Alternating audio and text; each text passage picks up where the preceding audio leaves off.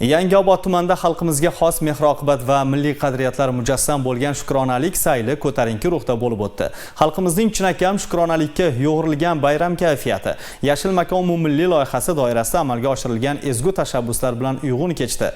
Batafsil muxbirimiz lavhasida. Balandchaqir qishlog'i Tog'yon bag'rida tashkil etilgan sayl maydoni bayramona shukuhga burkandi. Bu yerda milliy qadriyatlarimizni aks ettiruvchi turli ko'rgazmalar tashkil etilib, hunarmandchilik namunalari, pillachilik mahsulotlari hamda qo'l mehnati asosida yaratilgan buyumlar namoyish etildi. Shuningdek, rang-barang rasmlar ko'rgazmasi, milliy liboslar va o'zbekona urf-odatlar namoyish etilgan sahna tomoshalari bayramga o'zgacha fayz bag'ishladi. Dasturxonlar esa bahoriy va milliy taomlarga boy bo'lib, mehmonlarga tortildi. Maydonning har bir nuqtasida ko'tarinki kayfiyat hukm surdi. Ayniqsa bolajonlar ishtirokidagi milliy o'yinlar, sport bellashuvlari va quvnoq chiqishlar barchaga zavq ulashdi. Qizg'in kechgan kurash bahslari, arqon tortish, kamondan otish musobaqalari hamda harbiylar ko'rgazmalari yoshlarda katta taassurot qoldirdi. Navro'z bayrami azaldan bizga eskidan odat bo'lib kelgan an'ana hisoblanadi. Navro'z bayrami odatda keng dalalarda, saylgohlarda o'tiladi. Xuddi shunday tadbirlar mana bizning tumanimizda ham bo'lib o'tyapti. Bu doimo bizda ko'tarinki ruh bilan o'tkaziladi. Bog'chalar, maktablar, mahallalar o'zlarining chiroyli ko'rgazmalari, chiqishlari bilan namoyish etishadi. Hammani yuzida tabassum, minnatdorlik shukuhi, tinchlik, xotirjamlik shukuhi namoyon bo'lyapti. Mana bizda Navro'zda olam, hamma to'y-to'yganlashsin deganday Navro'zlarga ulashib, Navro'z bayramlar davom etmoqda. Bu yurtimizda tinchligidan prezidentimizga rahmatlar aytamiz. Bayram bo'lsin.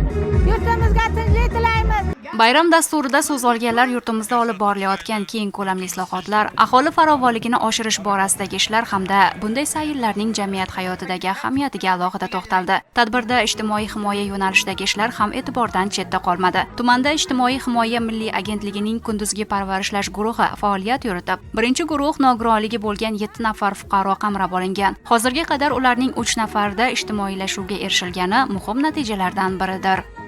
Bayram shukuhi ezgu amallar bilan davom etdi. Tumanda ekologik vaziyatni yaxshilash, yashil hududlarni kengaytirish hamda aholi uchun qulay muhit yaratishga qaratilgan Yashil makon umummilliy loyihasi doirasida Do'stlik mahallasidagi 3 gektar maydonga avvalroq 3000 tup bodom hamda 1000 tup mevali daraxt ekilgan edi. Tuman hokimligi va tegishli tashkilotlar hamkorligida ushbu ishlar davom ettirilib, nuroniylar, yoshlar hamda keng jamoatchilik vakillari ishtirokida yana 200 tup o'rik ko'chati yerga qadaldi. Bu kabi tashabbuslar atrof muhitni asrash, yashillikni kengaytirish hamda kelajak uchun sog'lom muhit yaratishda muhim ahamiyat kasb etadi.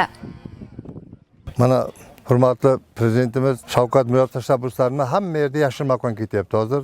Xuddi shunday biz ham Jizzax viloyati Yangiobod tumanida butun nuroniylarimiz chiqib mana shu bugun mana shu yerda bir bog' yaratmoqchi bo'lib chiqqanmiz. Hammamiz mevali ko'chatlarni ekib shardan bir o'rizor tashkil qilmoqchimiz. Mana xudo xolsa o'zlarining guvohida mana ko'chatlarimiz kelingan, chuqurlar kavlangan. Mana barcha nuroniylar hammamiz sharda mana bosh ko'z bo'lib turibmiz. Qadimdan qolgan har bir inson o'zidan bog' qoldirish kerak. Mana shu oxirgi bir oydan birin tinimsiz har kuni hamma yerda ko'chat ekish, yashil makon qilish, mana yo'llarimiz yiga, bog'larimizda shala joylariga, dalalarda bo'sh yerlarga hozir mana shunday imkoniyatni boricha bog'doshlik qilyapmiz. Mana shunday bog'larni yaratsak, bizdan yoshlar o'rnak olib, kelajakda ular ham mana shunday tashkiliy masalalarni qilishni o'rganishadi. Shukronalik sayli doirasida nuroniylar o'rtasida futbol musobaqasi ham tashkil etildi. Qizg'in va do'stona ruhda o'tgan ushbu bellashuv barchaga ko'tarinki kayfiyat ulashdi. Musobaqa orqali keksalar faolligi oshirilib, yoshlar uchun ibrat maktabi yaratildi. Biz doimiy ravishda futbol bilan shug'ullanamiz, chunki yoshlarga o'rnak bo'lish maqsadida har haftaning 2 kuni, seshanba va yakshanba kunlari futbol o'ynab turamiz. Bu futbol bizga quvonch bag'ishlaydi. Yoshlarimizga ibrat bo'lish uchun, ularni sog'lom turmush tarziga targ'ib qilish uchun biz orqamizda ergashtirmoqchimiz. Mana yaqinda Milliy xizmat xizmatining turniri boshlandi. Bu turnirda ham qatnashmoqchimiz, chunki yoshlarga ibrat bo'lsak, biz yaxshi bo'ladi. Mana bugungi o'yinimiz Shodlik mahallasi nuroniylari bilan Yangiobod shahar fuqarolar yig'ini nuroniylar o'rtasida musobaqa o'tdi. Musobaqa juda qizg'in kurashlar bilan o'tyapti. Mana ko'ryapsiz. Hozircha hisobda biz oldindamiz. Hali o'yin davom etyapti. Biz o'yinda doim ularga omad, sog'lik, salomatlik tilab qo'yamiz. Doimo zamonamiz tinchsin.